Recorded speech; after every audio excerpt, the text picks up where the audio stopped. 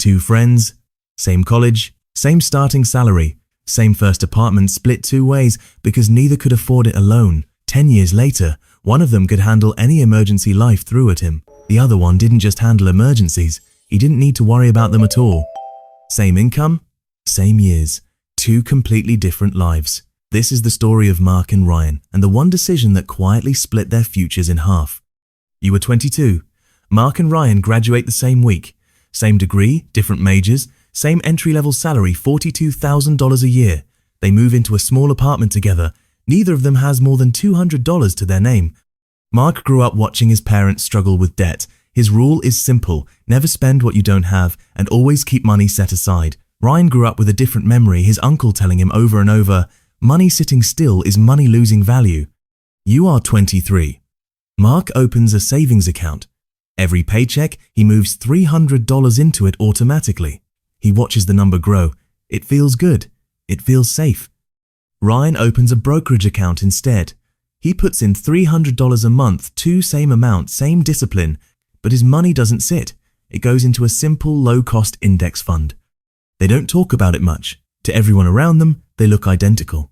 Same apartment, same car payments, same weekend plans. You are 25. Mark's savings account crosses $10,000. He feels proud. He tells people about it at parties, half joking, half serious. I've got a cushion now. Ryan's account is also around $10,000, but he doesn't mention it. There's nothing dramatic to say. It's just a number on a screen that goes up some months and down others.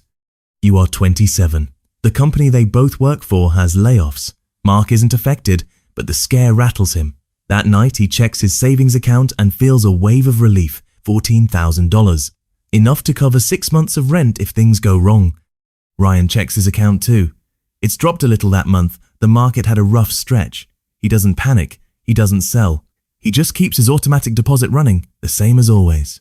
This is where their paths quietly start to separate, not because of luck, and not because one of them is smarter. It's because saving and investing are not the same tool, and they were never supposed to solve the same problem. You are 30.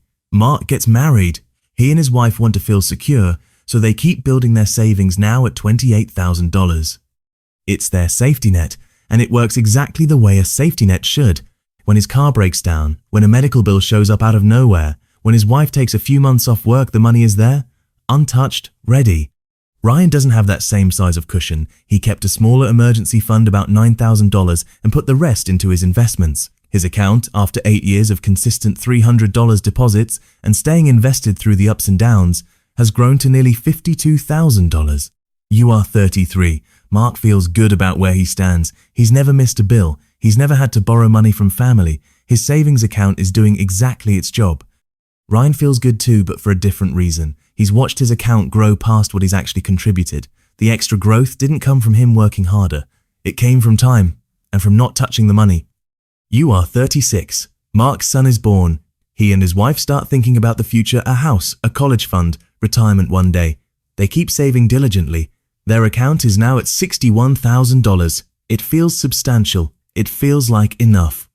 Ryan, now with a family of his own too, keeps investing the same steady amount, plus a little more as his salary grows. His account has crossed $130,000. Neither of them talks about the numbers directly, but something has shifted. Mark still feels safe. Ryan is starting to feel something closer to free. You are 40. A recession hits. It's a hard year for almost everyone. Mark watches the news anxiously, grateful every single day for his savings. It's the reason his family doesn't have to make a single hard decision. His emergency fund absorbs the shock completely. This is savings doing exactly what it was built for. Ryan's investment account drops sharply that year, nearly 30%. It's uncomfortable. He doesn't love opening the app some mornings. But he remembers what his uncle used to say, and he remembers that markets have historically recovered over time, even if no outcome is ever guaranteed. He keeps depositing. He doesn't sell. You are 43. The recovery comes the way it usually has throughout history, not fast, not guaranteed, but steady. Ryan's account, battered and bruised from the downturn but still intact, has grown past $240,000. Mark's savings, meanwhile, sits close to where it's been for years, $70,000. Reliable, unchanged, exactly what he built it to be. You are 47. Mark's daughter needs help with college tuition. His savings covers it without a second thought. There's no panic, no loan, no stress. This is the entire reason he built that account in the first place, and in this moment, it's worth every dollar he ever set aside. Ryan helps his own kids too, but he does it by selling a small portion of his investments, which by now have grown substantially past what either of them expected all those years ago in that first apartment. You are 50. Mark and Ryan meet up for the first time in a while. They talk about their kids, their jobs, old memories from that tiny apartment.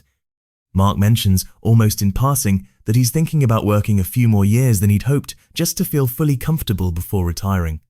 Ryan mentions, just as casually, that he's already run the numbers with a financial advisor and retiring early might actually be realistic for him.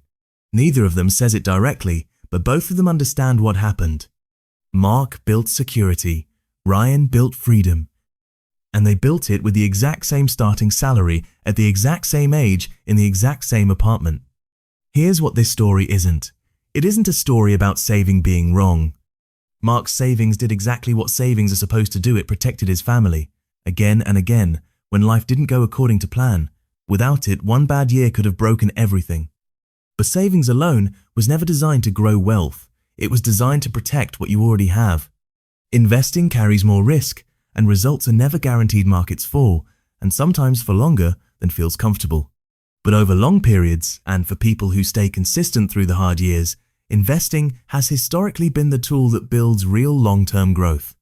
The smartest approach isn't choosing one over the other, it's knowing what each one is actually for and using both at the right time for the right reason. Saving protects your money. Investing helps it grow. The smartest people know when to do both. This video is for educational purposes only and is not financial advice.